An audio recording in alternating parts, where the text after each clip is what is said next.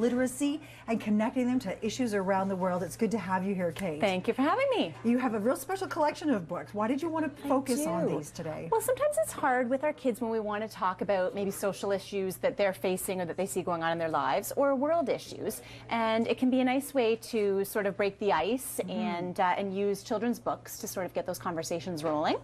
So I brought a few that I wanted to show. So the first ones have to do with, like I said, the social things that might be happening, either to them or things that they're seeing. So, for example, this one's about a little boy who's bullied because the other kids don't think that the things he likes to do are boyish enough. So things like singing and dancing and things like that. And this one's another one about bullying, and it's about girls, and it's more about exclusion. You're mean, Lily Jean.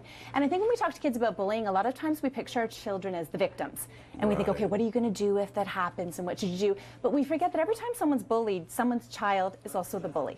And so it can be helpful, too, sometimes to have the conversations about what is the bully thinking here and how could they have done something differently, and without putting your kid on the spot about something that might be going on, but just kind of keeping the talk going. Is it possible the parents could be learning something from these books as well? Because sometimes that kind of behavior is inherited, right? Okay, yeah, that's true. And I mean, as in the case with any book, I mean, I'm an adult and I learn, sometimes I learn lessons from them too, right? The way they weave things in there.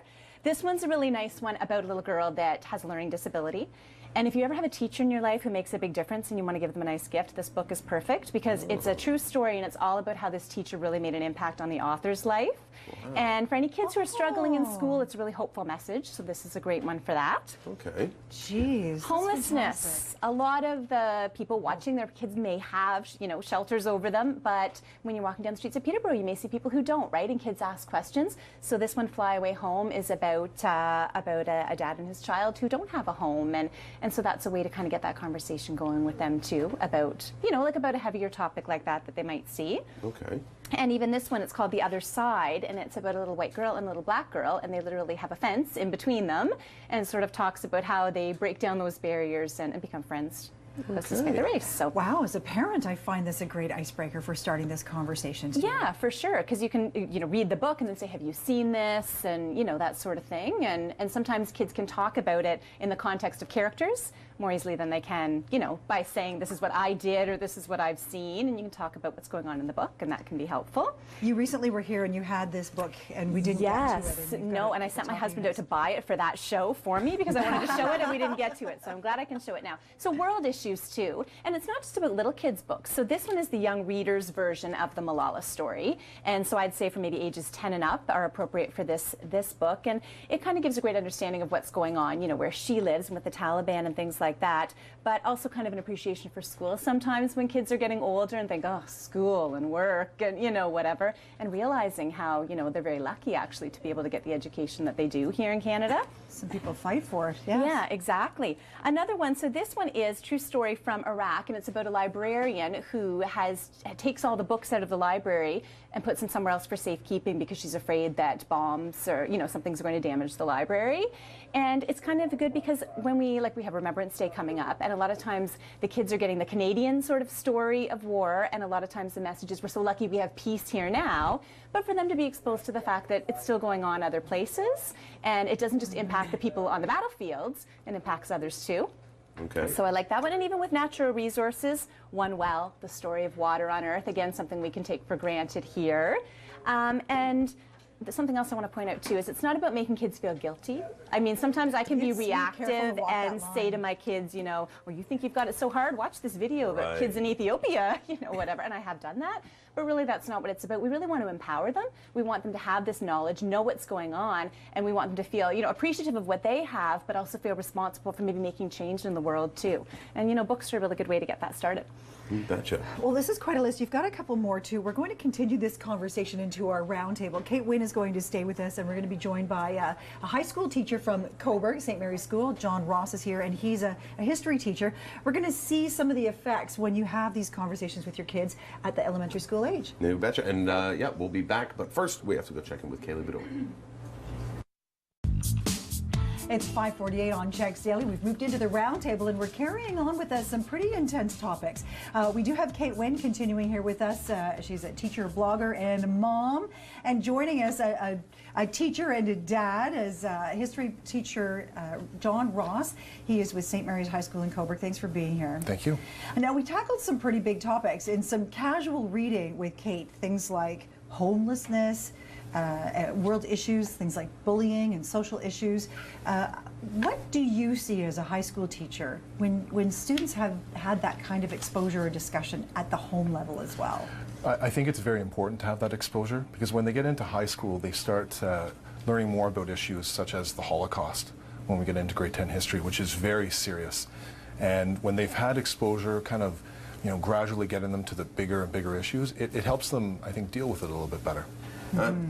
Is it possible a lot of parents just find it hard to talk about these subjects, or maybe not even educated themselves, that they'd almost rather you guys do it for them? I think that the students that do have those conversations at home, they bring a lot to the table, and I think those are worth having, and they bring a depth of knowledge too that helps them understand the issues even more. Okay. Well, how about the case for well-meaning parents, Kate, who maybe didn't have these kinds of discussions at home, have grown up, are raising their children, and want them to be more connected to world issues, and don't want them to see it for the first time in a classroom, and are trying to do this? How do they segue into covering something like racism? Well, I mean, we've mentioned, the books and there's websites and things like that, but it's also okay to say to your kids, this makes me a little bit uncomfortable, or I didn't learn a lot about this when I was a kid, but I'd really like for you to know about it, and let's talk about it together and try to find other resources to use. And that's okay. Like, you don't always have to act like you know everything with your kids, and that's all right for them too, to see that. And sometimes it's hard. I know, even like I teach primary, and in February we do a big Black History kind of theme, and sometimes you almost feel like you're shattering their innocence because a lot of the kids have no idea. Like, they say, what? Why would anybody have ever thought Black people? Like, they're just so confused. So you kind of have to ease them into these ideas just so that they're aware of things that have gone on in history, and just to make sure that nobody's repeating them. John, how much does navigating media come into things like this? Because something terrible may happen in the world, or there may be a social issue, but all anyone's talking about is the latest character to die off of a TV show, right? Sure. The kids have, as everyone knows, they have a lot of exposure to media, and they also come across a lot of misinformation as well. So not only are they focused on entertainment-related items, but the stuff they do come across, it can be very biased. So it's important to teach them to navigate that very well. All right. You catch them at a very precarious age in high school, where they are making decisions about their own opinions. They are balancing the opinions of the world, of their family, and of influencers as are you. Yeah. How do you kind of see that happen in the classroom, and what's your role as these students are making their way through? I think all teachers do a great job of giving students the tools they need to use the information that they come across and make their own decisions about things that are based on evidence. And I think that's the teacher's role, is to encourage them to do that. Is it hard to keep, or do you even bother to keep your own stance out of these things? Sometimes it's hard to do that, but I think myself and other teachers try our best to let, especially when they're teenagers, to start making their own decisions about where they stand on certain issues. Right. Kate, for you, dealing with younger children, if you hear them say something that is offensive to you, is this something that you would talk to the parents about, or is this something that you would instruct the child?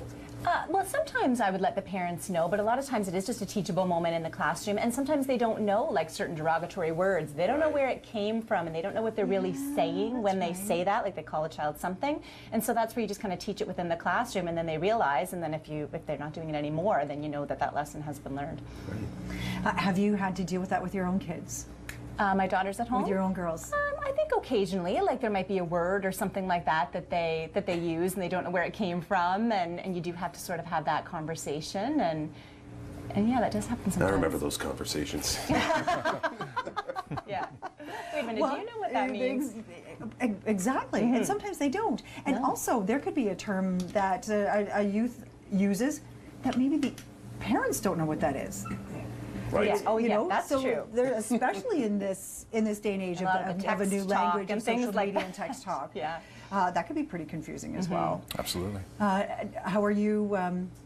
How are you seeing the year so far for you since September? Are you concerned about any world issues? Are students bringing to you the concern about Syrian refugees? Absolutely. And having the opportunity to teach history, it's great to be able to make those connections back, because all these things have happened before in Canada.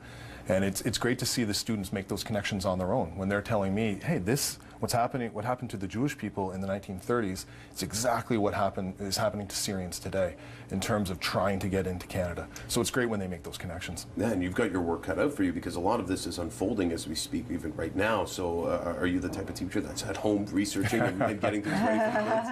I'm always, I try my best to stay on top of the news, and you have to be quick because the students do have a lot of information coming their way. Is there a place or a way to direct parents to the topics that are just maybe too overwhelming for them? Sometimes personal beliefs, sometimes personal histories are touch a subject that's too tough for them. Where would you suggest that they go if you found that a parent was having a really hard time with a certain issue and wanted to coax their children along and following up on it? It's a tough question. Yeah. But what would their resources possibly be? Well, I think a great place to start would be some of the books that Kate recommended earlier, especially the one about Malala. You're going to learn all sorts of issues by having discussions with your child after they read those books. I think that would be a good starting point. Yeah, don't start on your Facebook page and follow the comments. There you go. Generally, Exactly. it's not, don't go to the comment section. It's not going to help. Wow. Well, really making the most out of story time with an amazing collection of books. You can see this interview again online at chextv.com if you want to see these pages and these books. Thank you very much to John Ross from St. Mary's High School in Cobourg, and to Kate Wynne joining us here for a regular edition. Thank you, Kate. Thank you very much. Great conversation. And we'll actually meet up with Kaylee Bedore after the break.